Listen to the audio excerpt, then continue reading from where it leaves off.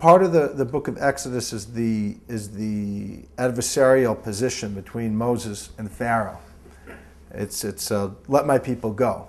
And God tells Moses, you go to Pharaoh and tell him, send my people out, let my people go. And Pharaoh fights with Moses, and the 10 plagues happen, and it's a give and take.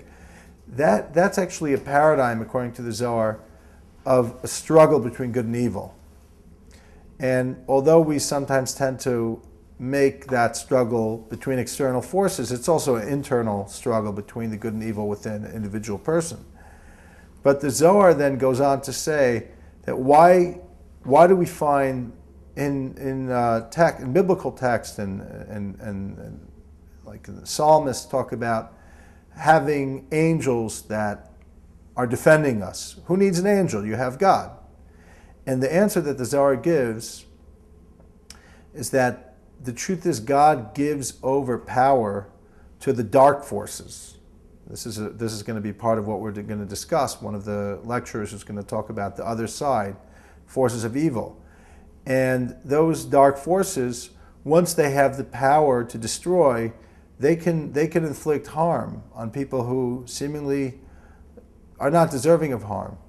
That being the case, just like there are other dark forces, we need to call on not just God, but even powerful, positive angels to look out for us. Now, some people might say this is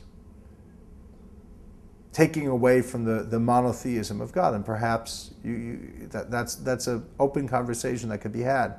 But that isn't the Zohar.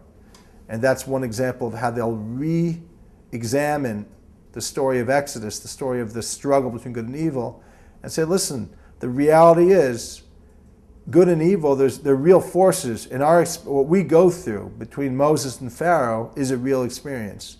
What we have to go through in modern day equivalent of pharaohs, of people who are egotistical and willing to hurt people for no other reason than for power and gain, that has to be dealt with in a real level, and recognize there are forces of evil out there, and we have to summon up forces of good to be able to engage in a battle.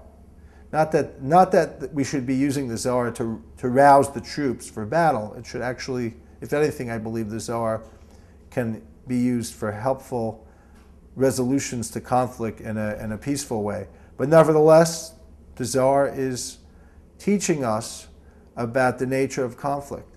Another thing that the Zohar does talk about in terms of the conflict is sometimes you have to give the devil his due.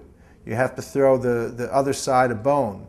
And it actually reinterprets the story of Job, of Eov, who suffered tremendously, as being a story of God saying, instead of starting up and the prosecuting angel persecuting all of the Jewish people, he would take Job and use him as a scapegoat. And why don't you test Job? Why don't you see what he's able to, if he can withstand you, which is the challenge that Satan gives to God.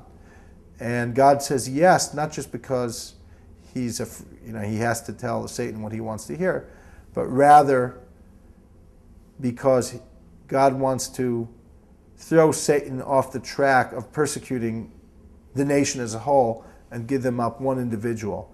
Now, while it seems antithetical to our belief that you shouldn't sacrifice one for the sake of the many, nevertheless, the Zohar sees the seir, the goat that was thrown and offered to Azazel on Yom Kippur, as the similar concept of giving the other side his due. So that's another thing we have to think about. These are just a couple of examples that may come up in a day studying about the Zohar, about how to look at things a little bit differently.